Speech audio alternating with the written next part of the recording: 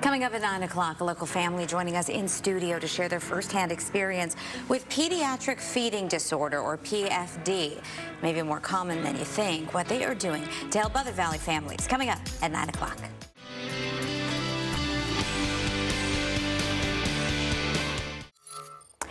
A local family, the Marcys, know firsthand the challenges of something maybe you haven't heard of, having a child with pediatric feeding disorder, or PFD. And they are far from the only ones. About 1 in 37 children have this. So they're helping other families understand and handle PFD. And it's an issue that can be especially challenging over the holidays. So they're joining us to talk about it. Plus Jacqueline Peterson, who is from Feeding Matters, an entity here in the Valley that can really assist with this. So we are joined by Alexandra Marcy and her daughters Grace and Emerson. So ladies, thank you so much for being here. Grace is 11 years old, correct? Yes. Yes, taller than me. I think I assessed that as I was walking over because she's in flats and I'm in heels. And Emerson here is 4 years old. So Mom, let's begin here. This is something that you dealt with only with Emerson, not with Grace. So I imagine being a mom with a second child, you think you know the ropes. You're not expecting to have any surprises. Right. Well, actually, she's the third child, Okay. so it's definitely way You are more, pro. Yeah. I'm like, something's not right. There's What does it something look wrong like with at the her. beginning? She was never a good eater, and it was always hard to get her to eat. I couldn't nurse her, so when I bottle fed her, she'd have like milk spill out of her mouth, or she would choke a lot. Her breathing was really bad as soon as she was born, and doctors just said, she'll get used to it, she'll grow out of it, she'll be fine. And I was like, this is my third kid. This isn't normal. She would stop breathing at night sometimes. Terrifying. Yeah. And of course, your instincts are you need to keep your child nourished and well, and this goes against everything that we're trying to do as parents to make sure that they're growing and have everything they need to thrive, right? And minimum survive, but of course thrive. Yeah. So Jacqueline, at what point do most people realize that this is an issue? And it almost sounds like a lot of medical experts don't necessarily give you the guidance that, hey, let's find out more.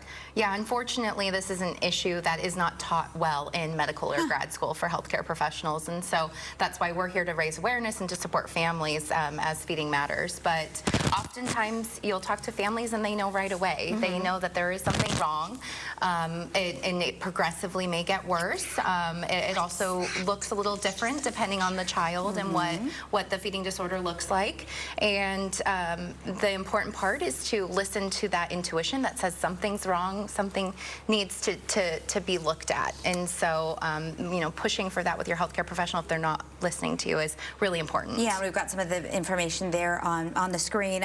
Feeding Matters, a great resource here. This sounds like it was a physical thing immediately. You're talking about issues with the breathing and, you know, with choking or the not swallowing. Is it always that, or is it sometimes a psychological situation, and is it always in these first early years? Does it go away?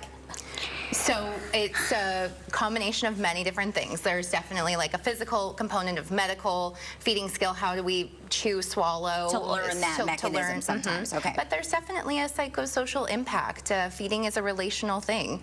And so it can manifest really early on, and then sometimes people go unknown for a little bit, and then it manifests a little bit later. And there is hope that it goes away. Everybody's feeding journey, if they do have pediatric feeding disorder, looks a little bit different, and it takes a little bit longer. It takes you and I 3 years to learn how to eat if we're typical feeders, and so it takes even longer So for going others. into this, we're just about out of time. We mentioned holidays can be more challenging because you have other family and friends visiting, and they might not understand the extra steps that you have to go to make sure that Emerson is eating well and is comfortable and able to. How do things stand right now?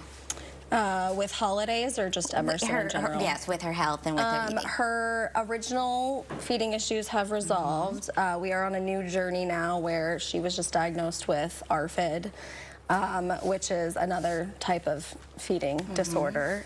So it's just different, and that's just how it is for now. Last thing for advice for say friends coming over, they're saying, oh, you know, my daughter's son, we're dealing with this, we're not familiar with it. How can we be supportive, or how can we at least not make it more stressful? Not pressuring Emerson, not saying, you know, she'll eat when she's hungry, because that's not the case with kids like this. Not, you know, acting like that, I suppose, or judging.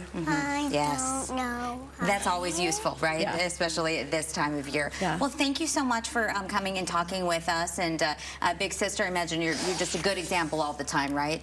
I try to be. You try to be. What would be your favorite holiday food? Really any food.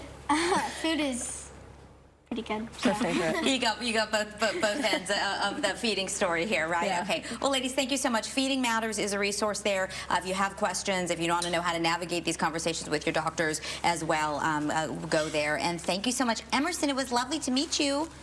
Thank you. Merry Christmas. Say Merry Christmas. Mommy.